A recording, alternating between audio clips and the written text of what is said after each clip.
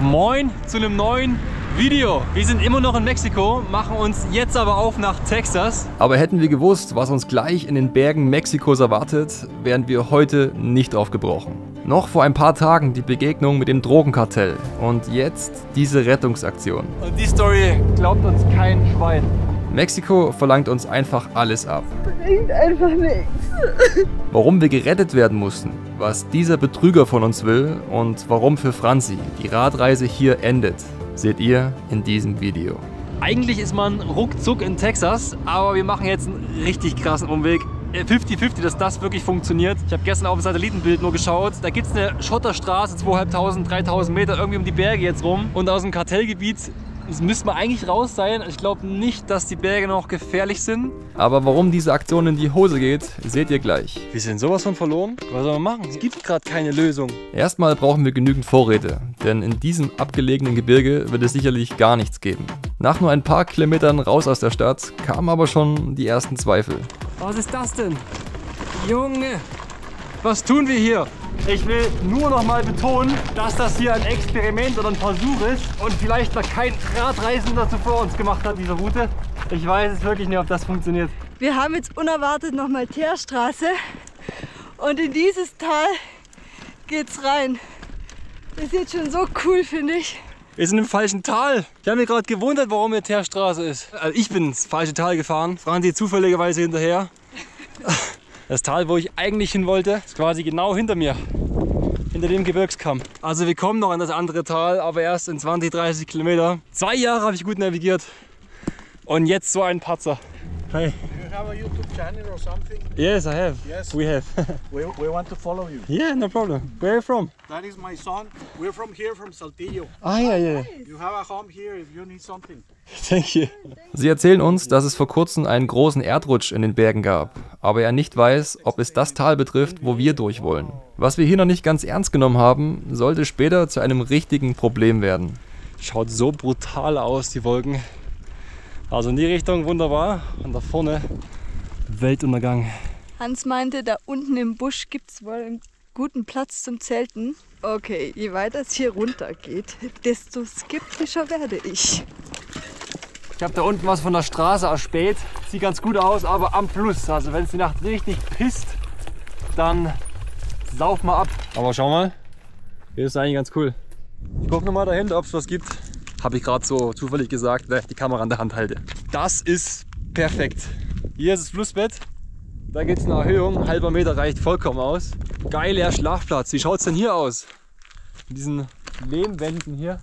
Wir sehen immer am Straßenrand solche Kugeln. Ja. Und das ist jetzt so ein Riesending. Es sieht doch aus wie eine Melone, oder? Eine Honigmelone. Angenommen, da ist orange Fleisch drin. Würdest du es wirklich essen? Ja, ich würde dran riechen. Bei einer Melone riecht man ja schon, ob sie gut ist. Du weißt, ob eine Melone essbar ist, wenn du dran riechst. Naja, wenn sie süß und so riecht, dann denke ich mal, es ist eine Melone und kein Kürbis. Sonst riecht es wahrscheinlich nach Kürbis. Jetzt will ich sehen, dass du hier eine Melone rausriechst. Das riecht nach gar nichts. Ach Quatsch. Es hat sich gelohnt, ungefähr 20 Löcher an der Daunenjacke von diesem Dornenzeug. Heute ist noch alles gut. Die Stimmung passt und es wird diese Nacht nicht regnen. Noch eine Kleinigkeit essen und ab ins Zelt. 500 Gramm. Hans hat gesagt, er hat Hunger. Ja, die gehen auf jeden Fall weg. Er isst dir zu Hause nicht 500... Niemand isst 500 Gramm zu zweit, Hans. Echt? Also ich glaube halt die wenigsten. Also Lasst mal einen Kommentar da, ob der das macht. als ich noch Leistungssportler war, habe ich mindestens 500 Gramm Nudeln gefressen. Ja, Also das ist nochmal, das ist komplett verrückt. Aber ich glaube, die meisten Menschen essen so 100, 120 Gramm. wir schlafen jetzt auf unserer Weltreise das allerletzte Mal über 2000 Meter, ne? Das ist echt verrückt. Ja, jetzt im Winter durch die USA. Kommt fast kein Berg mehr. Es ist das letzte Gebirge vor den Alpen. Man merkt, es geht echt zu Ende. Guten Morgen. Bei uns ist so ein bisschen Ratlosigkeit. Ich habe meine Tage bekommen. Manchmal habe ich dann richtige Schmerzen und heute ist so ein Tag, wo ich mich am liebsten gar nicht bewegen will. Das sind halt auch echt 70, 80 Kilometer Schotter heute, ne? Also die beschissenste Situation. Jetzt gibt es erstmal unser super Frühstück. Und die andere Sorge ist, ich höre die ganze Zeit einen Specht draußen. Und ich bin mir nicht ganz sicher, ob der an unserem Bambusrad gerade rumpickt. Spechte und Panda sind natürlichen Feinde unseres Rads. Genug dummes Gelaber. Ab in die Berge. Das Flachland in dieser Region ist ziemlich karg und trocken. Nur in den höheren Lagen sieht man bewaldete Flächen in der Landschaft. In diesem Dorf haben wir das letzte Mal Handyempfang und gleichzeitig auch den letzten kleinen Laden. Wir brauchen unbedingt noch Wasser. Mal gucken, ob die im Shop was haben. Van a la tienda. Sí, por la ventanita. Hoppla. Hast du mal ins Haus reingegangen? Ich verstehe nur Spanisch. Lo siento. Naja. Wasser, ne? Frag sie mal, ob wir 5 Liter auffüllen können. Wir haben 5 Liter Dings dabei. Ah, De 5 litros. ¿Y cuánto cuesta uno? 45. 45. Ja, was? Ja, kann man, ne? Sí, tenemos uno. Sí. Hay gordita, champurrado, café hervido de olla. Hemos comido. Sí. Muy bien. Muy bueno, sí. Das einzige Wort, was ich kann. Erstmal rumflexen. Gracias. Gracias, gracias. Hola. Alemania. Alemania. Ab jetzt werden nur noch vereinzelt Häuser stehen und diese Straße führt zu einem Pass auf 2.500 Meter hinauf. Solche abgelegenen Orte zu erkunden ist immer ein Abenteuer und man kann nie wissen, was heute noch kommen wird. Was für herrliche kleine Örtchen. Und es ist egal, wie groß der Ort ist, es gibt immer eine Kapelle. Die Mexikaner sind auch allgemein sehr christlich. Auch vorm Essen, wo wir eingeladen wurden mal, müssen quasi immer das Gebet vorher sprechen und sowas. Was wir gar nicht so kennen, muss ich mir ehrlich zugeben. Aber es ist auch sehr schön, da auch mal einzutauchen. Buen dia. Keine Ahnung, ob ihr das auch gerade gesehen habt, aber die Männer, die haben hier alle richtige Cowboy-Hüte auf und so einen voluminösen Schnauzer am Gesicht. Sieht cool aus. So. Ihr wollt den Stein, ihr kriegt den Stein. Ruhe hier. So schaut's aus. Das ist jetzt quasi die Straße hier, die ich auf dem Satellitenbild von oben gesehen habe, wo ich mir dachte, aha, da kann man fahren. Sie kommt irgendwo raus, das ist wichtig, irgendwo Monterey. Und ja, ich glaube, war eine gute Wahl. Zumindest denken wir das jetzt noch. Aber erstmal überrascht uns etwas ganz anderes, was echt aus dem Nichts kam. Als ob hier auf 2.500 Meter jetzt ein Mampfschuppen kommt. Geil. Ich glaube, da ist ein Taco-Stand. Das geht gerade nicht in meinen Kopf rein. Ich dachte, hier sind wir sowas von abgelegen von irgendwas und jetzt kommt ein Taco-Stand. Ja, also, was zum... Das Lachen verging uns aber, als uns die Leute vom Taco-Häuschen erzählt haben, dass tatsächlich genau unsere Route vom Erdrutsch verschüttet worden ist. Und dass es vermutlich für uns kein Durchkommen gibt. Die Frage ist jetzt, lieber umdrehen oder weiterfahren und riskieren? Also die Tacos schmecken so hammergeil. Aber ich bin gerade ein bisschen fassungslos. Das wäre jetzt so ein gigantischer Umweg. Man weiß halt nie, aber wir haben jetzt auch kein Internet, um quasi genauer nachzufragen. Ich kann nur so ein bisschen verstehen, dass sie sagen, es geht nicht. Ich kann aber nicht fragen, wie genau es nicht geht. Also das ist jetzt gerade eine heftige Entscheidung, weißt du, ob wir es riskieren oder nicht.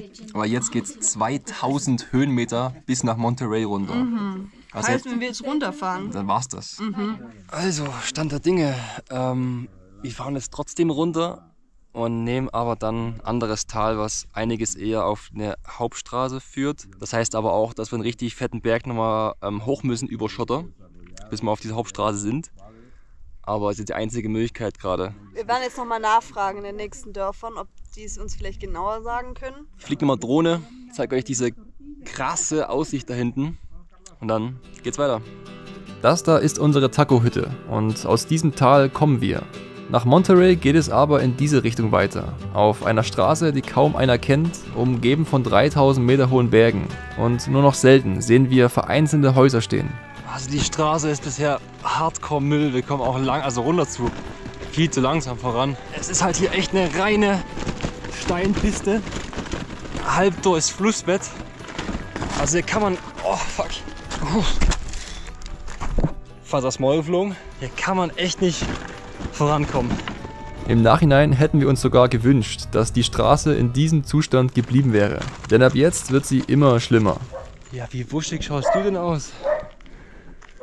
Ja, Feini. Diese wuschigen Ohren. Der Kopf. Egal wie eilig wir haben. Für einen Esel muss man immer die Zeit nehmen. Die paar wenigen Leute, die wir unterwegs sehen, fragen wir, welche realistischen Optionen wir noch haben, um nach Monterey zu gelangen. Sie bestätigen uns, dass der vom Erdrutsch verschüttete Weg keine gute Idee ist und wir den längeren Umweg über das Seitental nehmen sollten. Es kann uns halt niemand beantworten, ob das machbar ist, da drüber zu kommen mit dem Fahrrad über die Lawine da. Ansonsten ist der andere Weg halt sowas von viel länger. Ist halt echt lose, große Steine hier. Ja, es ist so wild. Wir müssen quasi so lange weiterfahren, bis sich dieser Weg in 2 Täler aufgabelt. Unsere eigentliche Route geht weiterhin bergab, aber diese Option wird aufgrund der Einschätzung von den Einheimischen wegen dem Erdrutsch immer unwahrscheinlicher. Wir hoffen auf Plan B, also der Umweg über ein Seitental. Dieser Weg soll aber 50 Kilometer länger sein und 400 Höhenmeter bergauf über einen Pass verlaufen. Dieser Fakt und der immer schlechter werdende Weg ist ziemlich demotivierend, aber wir haben keine andere Wahl. Zum Umdrehen ist es bereits zu spät. Fuck ey, Franzi muss alle 100 Meter stoppen, weil es vom Kies nicht geht, vom Gleichgewicht. Das ist gerade schon echt sehr demotivierend. Es kann jetzt sein, dass die Stimmung halt kippt, ne? Wir haben halt noch so arsch viel Kilometer auf diesen Drecksuntergrund. Aber ich bin auch ein bisschen planlos. Ich weiß nicht, was ich jetzt hier machen soll. Ich weiß auch nicht mehr. Guckt euch diese Straße an. Es ist halt schlimmer mit der Tadschikistan gerade hier. Es ist halt nur losestes Geröll und Sand. Scheiße.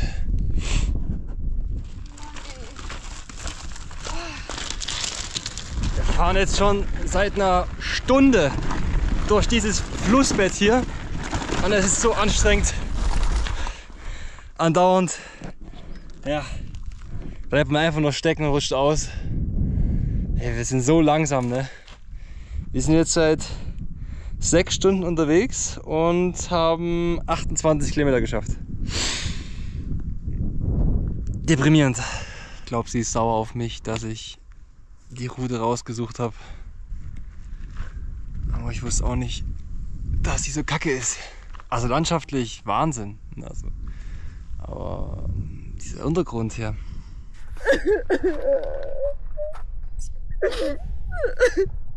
Aber liegt an Schmerzen? Ich falle einfach die ganze Zeit vom Fahrrad.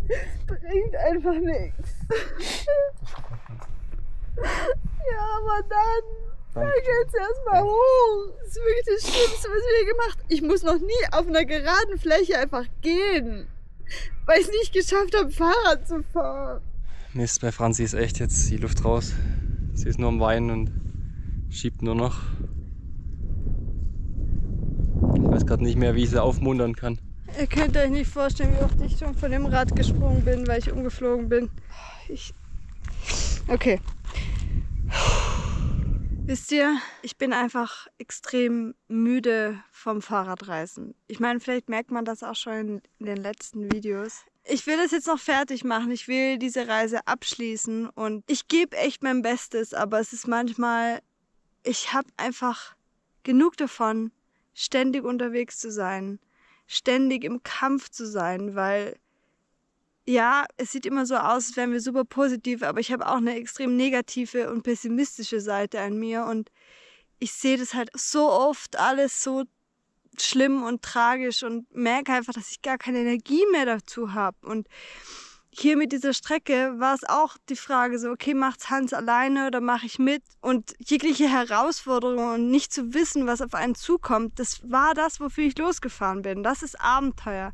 Aber ich will nicht mehr. Ich merke richtig, dass ich Ruhe brauche. Ich muss mal irgendwo ankommen und ich kann mir so oft, ich will sagen, komm, genieß das jetzt noch und wie viele Leute würden das gerne machen, was du gerade machst, aber im Grunde ist es halt einfach nicht mehr so und trotzdem will ich immer wieder nichts verpassen und wenn Hans sagt, hier gibt es eine coole Strecke, bin ich so, ja, okay, dann komme ich mit. Irgendwas in mir sagt dann immer so, hey, das schaffst du schon noch und das kannst du jetzt schon noch und jetzt sei mal nicht so langweilig und ja, wollte ich nur mal gesagt haben.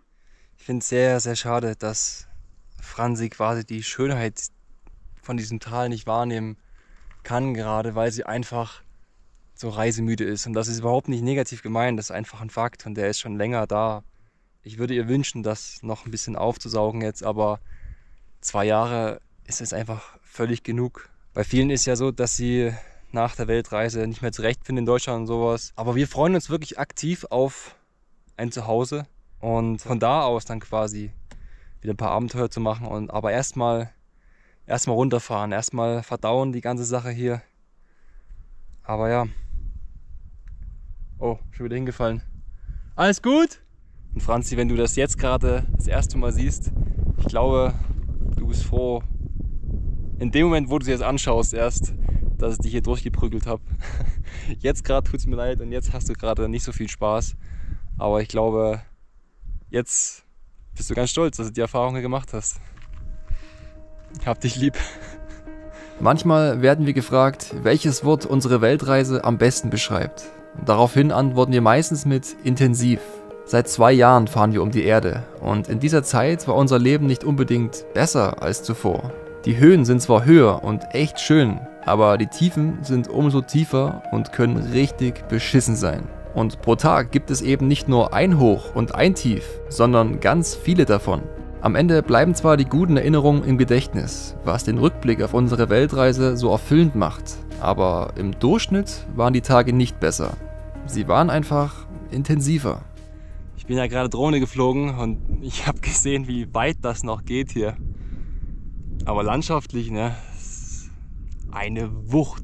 Hätte ich wirklich nicht gedacht. Ich dachte, ja, schönes Tal hier und so, aber boah, Wahnsinn. Aber das macht die Situation, in der wir gerade stecken, auch nicht einfacher. Ich meine, kann man das noch Fahren nennen? Also selbst ich bin, glaube ich, in dem ganzen Tal hier auf dem Schotter noch nicht einmal eine Minute durchgefahren. Das geht nicht. Aber gerade in der heutigen Zeit hat man so viele Möglichkeiten und so oft die Wahl, ob man etwas tun möchte oder nicht. Und deswegen finde ich persönlich Situationen, in denen man keine andere Wahl hat, als durchzuziehen, auf eine gewisse Art und Weise angenehm. Also ich fasse nochmal zusammen. Es ist die beschissenste Straße, die wir jemals hatten auf Weltreise. Und eins der schönsten Orte, wo ich jemals war. Okay, ja. Es ist echt so. Das ist wild. Das ist richtig wild. Es läuft die ganze Zeit ein Esel vor uns her. Er denkt, der Arme. Wir denken uns so, was macht der Esel hier? Der Esel denkt sich, what the fuck, wer ist das? Was machen die? Sind die bescheuert? Das denke ich mir. Ich mir auch.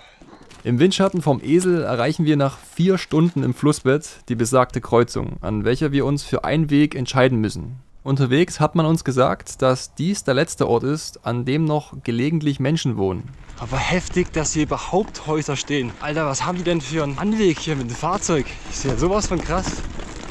Hier gibt's doch nichts mehr. Die Straße, die wir fahren wollten, geht jetzt hier quasi im Flussbett weiter.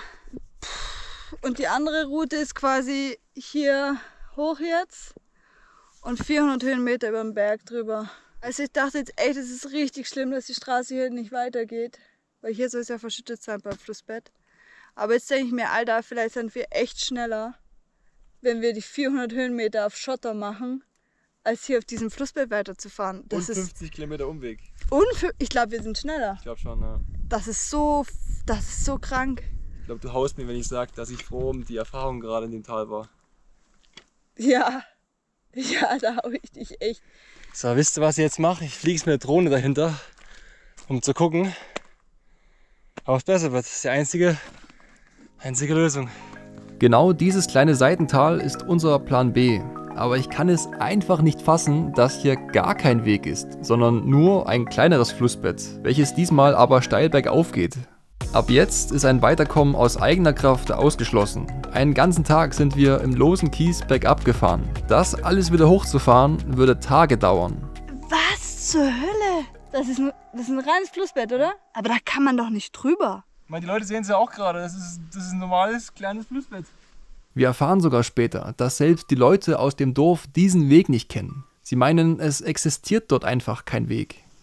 Was machen die denn jetzt? Wir sind hier in einer völligen Sackgasse. Hier geht gar nichts mehr. Na, ich weiß gar nicht, was ich sagen soll. Wir müssen jetzt Hilfe suchen. Also, wir sind auf Hilfe angewiesen. Wir können hier nicht weiter. Die einzige Möglichkeit, die ich jetzt gerade eben sehe, ist, dass morgen jemand mit einem Auto hier rausfährt. Ja, daran habe ich Aber auch. der fährt doch da nicht hoch. Das geht ja gar nicht. Der muss ja dann wieder bis zu unserem Anfang fahren. Ja. Wir sind so am Arsch. Wir müssen jetzt fragen hier, bevor Sonne untergeht. Unser Übersetzer funktioniert auch nicht mehr. Also sind wir auf meine super Spanisch-Sprachkenntnisse angewiesen. Wir sind sowas von verloren. Was sollen wir machen? Also wir haben noch niemanden gefunden. Hola? Ja, nur eine Kuh antwortet, das bringt mir nichts. Ich bin ja echt ein lösungsorientierter Mensch, aber es gibt gerade keine Lösung. Außer Hilfe. Warum ist denn hier niemand? Das ist ein ausgestorbenes Dorf hier. Irgendwann finden wir jemanden und sie versichern uns, dass es von hier aus in keine Richtung weitergeht. Unseren Plan B-Weg kennen sie überhaupt nicht. Wir sollen am besten morgen am Anfang des Dorfes warten und darauf hoffen, dass ein Auto kommt, welches uns mitnehmen kann. Also der Typ hat jetzt gesagt, hey, wir wohnen in der Sackgasse. Ja. Und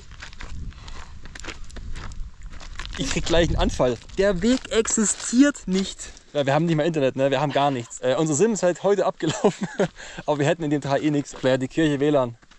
Also zählt man an der Kirche oder was? Ja, die haben gesagt, wir können an der Kirche zelten und morgen früh sollen wir da an die Kreuzung runtergehen und dann hoffen, dass uns jemand mitnimmt. Wirklich, wir haben 2 Personen direkt gefragt, ob wir diesen Weg fahren können. Ja. Und es waren noch mehrere Personen dabei, die quasi auch hätten sagen können, nee, das geht nicht. Check's auch nicht, ja.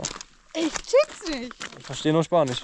Aber der Witz wird langsam so scheiße, ey. Ja, echt Hans. Aber wenigstens bist du jetzt wieder ein bisschen... Ja, wenn ich weiß jetzt, was Sache ist. Ja. Ich weiß jetzt, wir müssen jetzt hier bleiben.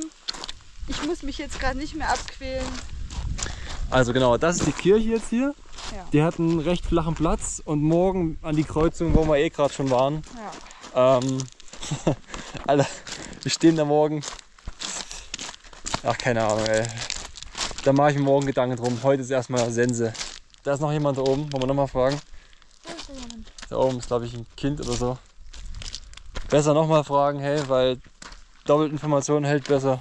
Und wer unsere Videos kennt, der weiß, dass wir in solchen Situationen immer mehr Glück als Verstand haben. Und auch diesmal, eine Familie fährt tatsächlich in einer Stunde das ganze Tal zurück bis zu unserem Ausgangspunkt von heute Morgen. Dieser Zufall ist völlig verrückt. Sie haben hier das Wochenende verbracht und fahren heute Abend zurück in die Stadt. Wie hoch ist die Wahrscheinlichkeit, dass hier ein Auto startet, über Saltillo nach Monterrey fährt? Dann fahren wir mal 3 Stunden mit dem Truck wieder zurück. Ist das krass? Da sind unsere Esel. Unsere Esel. Meine Esel. Ich komme darauf nicht klar. Es ist so. Mal wieder, oder? Also ich weiß nicht. Was sollen wir dazu noch sagen? So eine Reise ist eben intensiv. Gerade eben noch deprimiert, dass wir hier fest sitzen und jetzt hocken wir mit unseren Rädern in einem Pickup. Also wenn der Truck Probleme hat, das soll was heißen. wir werden jetzt so weit mitfahren bis zu der Kreuzung, wo wir auch schon lang gefahren sind und werden dann da das Zelt aufschlagen, wo schon dunkel ist und dann morgen nach Monterrey mit dem Fahrrad raus. Nach 3 Stunden Fahrt steigen wir aus und suchen uns einen ruhigen Schlafplatz für die Nacht. Die Betonung liegt auf ruhig. Hört ihr was im Hintergrund? Alarmanlage von dem Auto da unten. Das ist direkt neben uns. Und wir müssen jetzt quasi hier das Zelt aufstellen, weil es sonst keinen anderen Platz so richtig gibt, wo wir campen können. Aber neben der Alarmanlage schlafen, das geht schon hart auf den Sack. Das kriegst du mit Oropax nicht weg. Wir ziehen jetzt noch 100 Meter weiter. Die Alarmanlage fuckt zu sehr ab. Immer man denkt, sie hört auf, geht so weiter. Was ein Tag, ey. Was ist heute eigentlich passiert? Alter, die Polizei ist da. What the fuck? Ihr wollt uns doch verarschen. Was ist heute los? Ich bin gerade aufs Klo gegangen und dann leuchten mir die in die Fresse, während ich da hocke. Was wollen die jetzt? Ich weiß nicht, bevor wir es hier machen, habe ich gesagt, wir schlafen. Aber wie haben die uns gesehen überhaupt? Ich weiß es nicht. Hast du gerade gekackt oder was? Ich war gerade auf dem Klo, weil ich so Bauchkrämpfe habe. Und Auf dann dem Klo? Ja. Also in der Wiese? Ja, halt in der Wiese. Und dann kam das Licht, das direkt auf mich geschienen hat. Ich war so, oh mein Gott. Also haben die dich beim... Ja, vielleicht. Ich weiß es nicht. Und dann bin ich halt schnell aufgestanden und hierher gesprintet. Und dann bin ich halt hingelaufen und habe gesagt, ja, hallo. Und dann hat er gefragt, ob wir Touristen sind. Dann habe ich gesagt, ja. Er versucht zu erklären, dass wir in die Richtung wollten, aber es nicht ging. Und jetzt müssen wir morgen in die Richtung. Also war kein Problem, oder was? Nee, er hat gesagt, wir sind hier sicher. Also, Okay. er hat uns nur gesagt, dass wir sicher sind. So, hier sind wir gestern noch gelandet neben der Straße. Alter, es war so eine schreckliche Nacht. Ich hatte Durchfall. Dann hat mich die Polizei dabei erwischt, wie ich versucht habe, aufs Klo zu gehen. Ziemlich gute Voraussetzungen für einen Tag mit 130 Kilometer und 1500 Höhenmetern. Zumindest empfiehlt uns jemand eine Straße, die super geteert sein soll, mit nur leichten Steigungen. Seit einer Stunde sind wir unterwegs, ne? Bei den 1,5 Kilometern hier bis hoch. Nur noch 130 bis Monterey.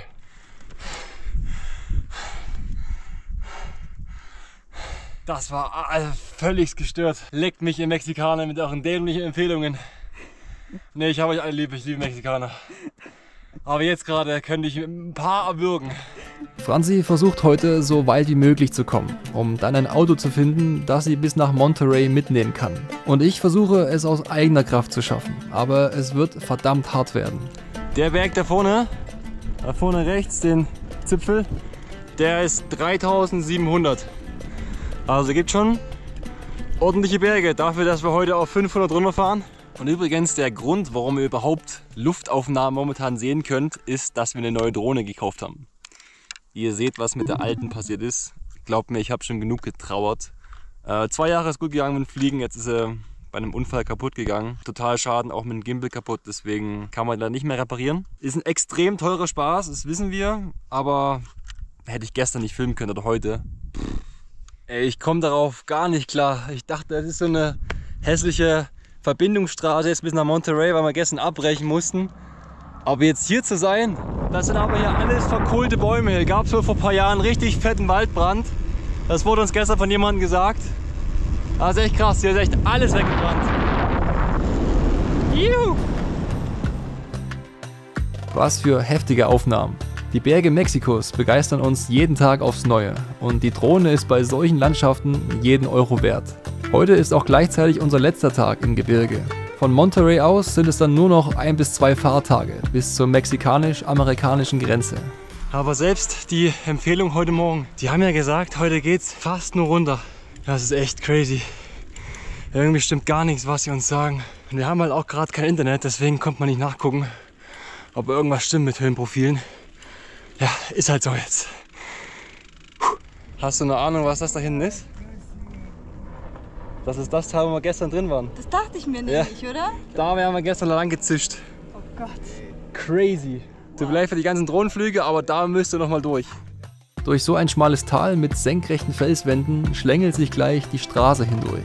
Kaum zu glauben, dass wir die nächsten Tage wieder im kompletten Flachland unterwegs sein werden. Franzi hat mittlerweile eine Mitfahrgelegenheit gefunden und das war auch eine gute Entscheidung, denn die nächsten 80 Kilometer sind teilweise brutal steil und ohne Asphalt. Junge, wie hoch ist bitte diese Wand da vorne? Guckt euch das jetzt an. Das ist echt sowas von verrückt, wo es da hochgeht. Ey, das sind doch bestimmt 1000 Meter Höhenunterschied oder mehr. Eine Wand. Ich halte die Kamera einfach mal senkrecht nach oben. Junge, wenn da was runterkommt, einfach mal hinter mir und vor mir genau das gleiche. Alter Schwede, das schaut aus. Jeder Kilometer übertrifft den anderen, das ist so wild.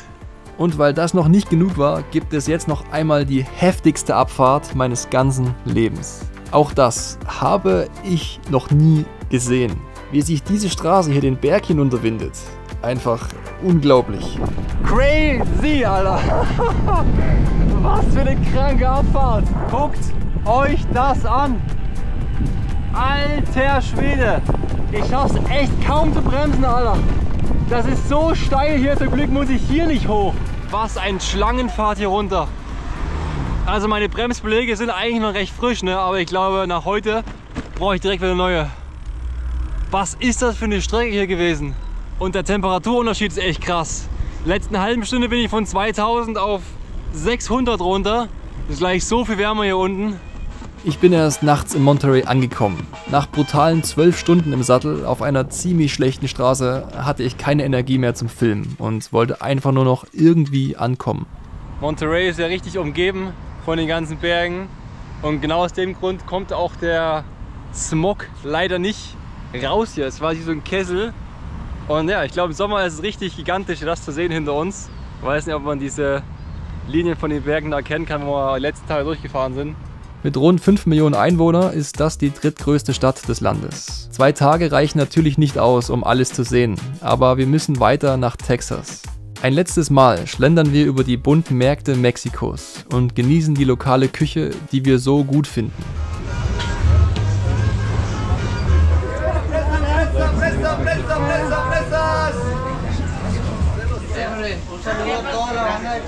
Das sind ja unsere Zauberautomaten. Die nutzt man schon in ganz Mexiko. Weil eine Flasche Wasser kostet einfach mal €1, was in Mexiko wirklich viel ist, ne? Für eine Flasche Wasser. Die kostet eine Gallone, also 4 Liter, 15 Cent. Ah, das ist zu viel. Ich sage, das ist zu viel. Ich sage, das ist perfekt. Das müsste Nein, 5 Liter nein. sein. Ja, dann hol schnell noch Ist zu eine viel. Flasche. Nein, du hast gesagt, ist genug. Ich sage, ist zu viel. Oh oh. Oh Mann, jetzt hätten wir die auffüllen können noch. Hab ich doch gesagt. Manchmal gibt es richtige Mistschweine, die haben so ein richtiges Streufeuer. Da kommt ein Zeug raus, ungefähr 1 Liter in einer halben Sekunde. Das ist mir gestern im Dunkeln passiert. Ich hatte nur eine kleine Flasche dabei, also 1 Liter. Und dran gehalten, ich komplett nass, Flasche 100 Milliliter drin. Auf dem Weg zur Grenze sehen wir immer öfter das Militär. Vermutlich weiß jeder, dass das nicht der sicherste Ort ist. Wir versuchen wachsam zu bleiben und uns zu informieren, wie die aktuelle Lage ist. Okay, jetzt abhauen, jetzt artet es richtig aus. Boah, guck mal, die Flammen hinter uns. What? Die sind ja 5 Meter hoch oder so. Alter, sind wir gerade lang gefahren. What? Und die Stromleitung kommt gerade runter, ne? Die schmilzt gerade weg. Hey guys, my name is Luis. Hi. Nice to meet you. Hi. I decided to pull over my car because I like the bike too. Where do you go? Be safe and take care because Nuevo Laredo is complicated. So you need to estimate the timing when you're entering to Nuevo Laredo. Okay. And if possible, approach to the army and tell them, hey guys, we're going to Nuevo Laredo. Are we safe? Can we go forward? Can we still biking? It's not safe, the border right now? The border is not in the better way right now. In case be in contact with somebody in real time, go with the army, explain to them, and keep doing it. Okay, okay. Got it? Thank you for the warning. In the club where I am, there are a couple guys. They went from Monterrey to Cancun, 14 days. How many days you are biking? I think at the moment 700. 700 days. 2 years, yes. Oh my God. We go around the world, but no flying. We didn't know you were in Monterrey because if we know about it, we will be received to you, make a party. Thank you so much. So have fun, be safe. Follow my warning, please. Yeah, Yes, we will. Yeah. We also cycled from Mazatlan to Durango. Okay. I think there's same problem, Yeah, the same problem. but it was okay. Thank you so Be much. safe. Thank you so much. Nice to meet you. Yeah, you too. You too. Thank you for the warning. Have a nice day. Das ist krass, damit habe ich jetzt überhaupt gar nicht gerechnet, dass wieder die Kartelle ein Problem sind. Natürlich sind wir hier in Grenznähe zu USA, könnte man sich denken, aber das war mir da gar nicht bewusst. Aber krass, dass er ist extra hergefahren, ist jetzt wieder zurückgefahren. Also ich kann jetzt nicht sagen, ob es irgendwie wegen Kartellen oder wegen Nee, ob sonst einfach die Lage angespannt ist wegen der Situation jetzt und so. Keine Ahnung warum. irgendwelche Banditos. Auf jeden Fall der Moment, ja, ich kenne solche Leute wie euch, das ist echt krass, was ihr macht. Ich kenne auch jemanden, der ist 14 Tage von Monterrey nach Cancun gefahren. Ja. Wie lange ist ihr schon unterwegs? Ja, 700 Tage. Ah ja, das ist geil. Das ist geil. Wir wurden noch von weiteren Autos angehalten. Manchmal waren sie nur interessiert, woher wir kommen, und andere wollten uns auch warnen. Heute ist es umso wichtiger, einen Schlafplatz zu finden, wo man uns nicht sieht. Aber das ist hier gar nicht so einfach. Also mit Schlafplatz schaut es heute ziemlich schlecht aus. Drüben ist halt die Autobahn und jetzt ist halt auch noch viel befahrene Straße. Da haben wir uns schon überlegt, ob wir heute, wie damals im Iran, so eine Aktion starten. Da unten in so einem Wasserdurchgang zu pennen. Aber es ist halt extrem kurz da unten. Ne, laut ist glaube ich nicht, geht schon. Aber nee, also wir kommen auch nicht aus dem Zelt raus, wenn wir mal drin sind. Nee, ich glaube, es ist zu schmal, dass die Eingänge versperrt. Aber drüben ist Zaun und danach Büsche. Da drüben ist Autobahn. Wir haben keine andere Wahl, glaube ich, heute. Aber der ist zu klein. Schauen wir mal, wie es hier ausschaut. Sieht ein bisschen breiter aus, aber vielleicht nicht hoch genug. Nee, das ist viel zu niedrig, Hans. Ja, das geht nicht. Aber von da schaut es gut aus, von hinten. Okay, dann schauen wir da auch nochmal, vielleicht die andere Seite höher. Hier kommt ein LKW nach dem anderen. Hier ist schon mal die Leitplanke weggeflogen. Das ist echt Nee, niedrig. das ist super niedrig. Nee. Mist. Weiter geht's. Also ein Deluxe-Schlafplatz wird es heute vermutlich nicht mehr. Wir wollen irgendwas finden. Ich glaube, wir haben's. Verschrei's nicht. Erstmal gucken. Ja. Das müsste reichen. Hier haben wir noch eine schöne schilfdichte Wand. Nee, versperrt echt eine Sicht darüber. Aber 6. Versuch. Herrlich. Hört ihr das? Das ist man einmal hier drüben und es ist so weniger laut. Das ist krass. Aber ist auch hier, ne? Es wird, glaube ich, hier schon immer mal wieder feucht auch. Da drüben ist sogar Wasser und hier ist Schilf. Ne? Hier ist das erste Mal nicht so ganz trocken, aber es ist keine Wolke am Himmel, das passt schon. Und im Dreck hier sieht man überall Kojotenspuren. Schau mal. Das sind alles bam, bam, bam. Hier ist es ein bisschen genauer. Vermutlich so ein Kojotendurchgang und wir haben auch echt schon oft welche gesehen und noch nie welche vor die Linse bekommen. Wir hören sie die Nacht immer so richtig rumjaulen. Das ist schon echt süß, oder? Oh. Willst du noch deine Hand daneben machen? Ja, ich bin ein bisschen größer. Deswegen, also Kojoten sind gar nicht so groß, die sind eigentlich so fuchsgroß, ne? Ein bisschen größer. Ein bisschen größer, aber nicht mehr. Hans und ich sind da ganz anders. Wenn wir ankommen, bin ich immer so, oh, ich muss mich erstmal hinsetzen und ein bisschen ankommen. Und er läuft immer rum und holt irgendwelche Sachen irgendwo und erkundet die Gegend und so. Aber ist immer ganz gut. Dann weiß er, was es hier so gibt und ich kann erstmal runterkommen. Das Gute an der Situation ist gerade, wie man hier sieht, braucht heute kein Pfeffer. Es fliegt genug Staub rein. Das ist echt. Das ist gerade echt widerlich. Und wenn wir einen Deckel drauf machen, dann läuft es über. Das gute alte Feinstaubgewürz, wie bei Oma. Auf jeden Fall essen wir jetzt gleich noch was und dann sehen wir uns morgen an der Grenze. Diesen Besucher hatten wir jetzt schon öfter nachts in Mexiko. Einmal vom Essensgeruch angelockt, wird man sie nur schwer wieder los. Wir wollen gerade noch unsere Bananen retten. Weil ihr habt gerade gesehen, denke ich mal, dass hier Mäuse sind. Und wir haben Bananen hier. Ja, ich glaube, die würden sich den Weg in unser Zelt bahnen. Die haben ja schon ein paar unsere Taschen auf dem Gewissen. Deswegen, die kommen überall durch. Alter, perfekt. Jetzt können wir doch in Ruhe schlafen. In schönen Autobahngeräuschen. Also mehr als eine Stunde Schlaf war heute nicht drin. Ich weiß, wir haben euch in diesem Video schon genug die Ohren voll geheult, aber... Ich weiß nicht, wann ich letztes Mal so eine Katastrophennacht hatte. Auf geht's zur Grenze. Hola. Wir kommen gerade 8 gepanzerte Fahrzeuge hintereinander. Diese ganzen gepanzerten Fahrzeuge hier, ne? Ist alles voll in der Stadt. Das habe ich so noch nicht gesehen, so eine Militärpräsenz. Ich glaube, wir sind ungefähr noch einen Kilometer rechts von mir entfernt von der mexikanischen Grenze und jetzt fahren wir auch in die letzte Stadt hier rein. Kurz darauf fährt dieser rote Truck neben uns und stellt uns viele Fragen. Wer wir sind, wohin wir wollen, ob wir unsere Ausweise dabei haben und so weiter. Was will er? Die sind mir gerade nicht ganz geheuer, muss ich sagen. Will er anhalten oder was? Ich weiß nicht warum, aber mein Bauchgefühl sagt mir, die sind nicht ganz koscher. Ich weiß nicht, was sie von uns wollen. Ich halte schon so ein bisschen Ausstand aus der Polizei, aber ja, wird schon gut gehen. Wird schon gut gehen. Aber dann hält er auf einmal an und sagt uns, dass wir ihm folgen sollen. Nee, fahren wir nicht rein. Keinen Fall. Nee, fahr nicht hier rein. Oh Gott, nie im Leben.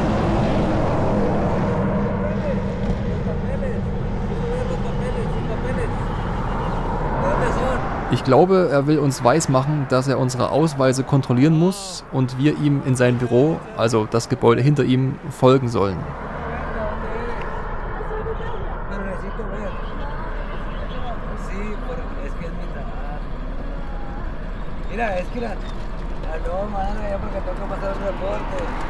Gracias. necesito ver. Si no me lo voy a llevar. Aber nee. Gracias. Der will unseren Ausweis sehen. Der wollte uns safe von der Hauptstraße runterlocken und dann uns ausrauben. Oder halt nicht ausrauben, sondern nur unsere Pässe. Weil ich denke, also kann sich jeder vorstellen, dass hier gang und gäbe ist, dass die Kartelle oder irgendwelche Leute Leute über die Grenze schmuggeln und brauchen dazu einen Pass. Da vorne ist jetzt gleich die Grenze. Mal schauen, ob sie uns mit dem Iran- und Irak-Stempel reinlassen. Ob sie ein bisschen blöd gucken. ¿Tienes canal de YouTube? Yes. Okay. Perfekt. Thank you. Okay. Have a nice day. Erstmal einen YouTube-Kanal geteilt hier an der Grenze.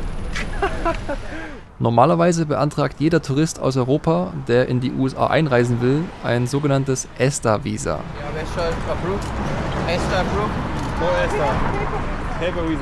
Da wir aber mitunter durch den Iran oder Irak gefahren sind, dürfen wir nicht mehr in die Vereinigten Staaten einreisen. Es sei denn, man beantragt ein herkömmliches Visum in einer US-Botschaft, inklusive Interview, in welchem man dann erklärt, warum man in diesen Ländern gewesen ist. Unser Interview in einer amerikanischen Botschaft in Vietnam verlief gut und wir haben ein Visum bekommen.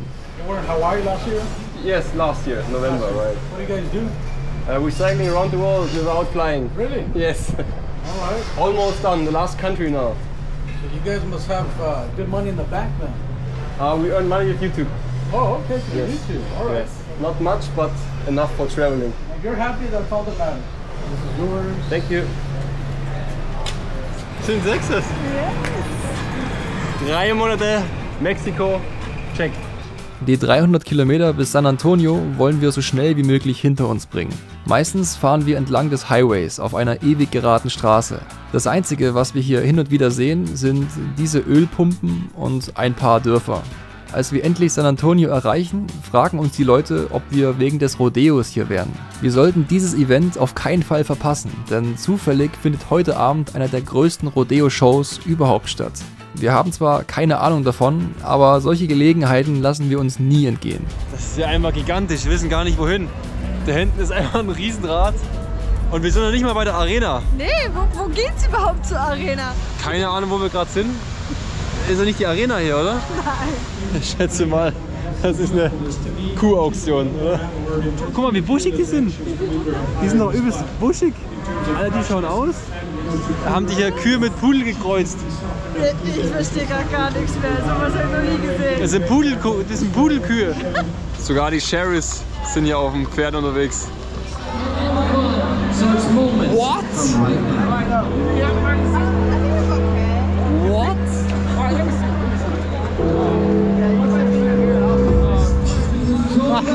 Das schön. Ich glaube, ich war noch nie in so einer großen Halle.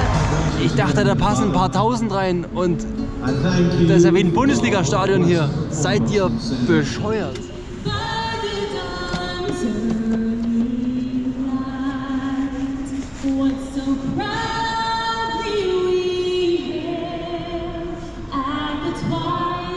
So ein riesiges Stadion und so eine Show haben wir überhaupt nicht erwartet.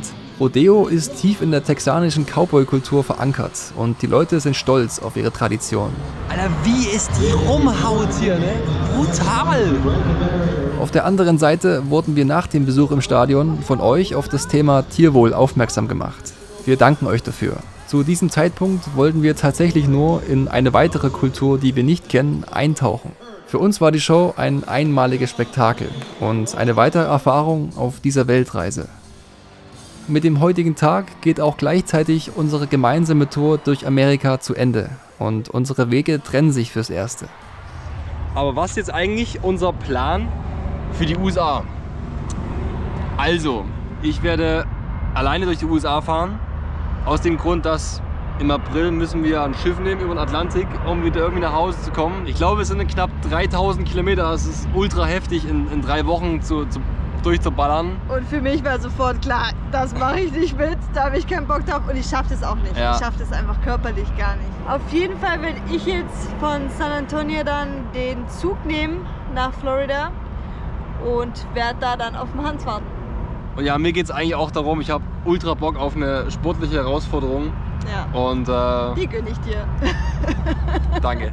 Und ich sag's euch, Leute, diese Tour quer durch Amerika war das härteste, was ich je gemacht habe und ein Gefühlschaos, wie ich es noch nie zuvor erlebt habe. 3 Wochen abartigsten Gegenwind, der mich mental gebrochen hat. Seltsame Begegnungen, die keiner vorhersehen kann. Die Angst, neben Alligatoren zu zelten. Geschockt zu sein, wie mächtig ein Hurricane sein kann. Scheiße, scheiße, scheiße, scheiße, scheiße. Verrückte Karnevalnächte in New Orleans. Auch so einige Komplikationen mit der Polizei und unglaubliche Gastfreundschaft. Aber auch das genaue Gegenteil. Aber wenn du versuchst, ins Haus reinzukommen, ich erschieß dich. Das meine ich ernst. Und dann, in dem Moment, als ich den Atlantik sah, Trauer, Glück und Stolz zugleich, denn ich wusste, jetzt ist diese Reise vorbei. Wir sind einmal um die Welt gefahren.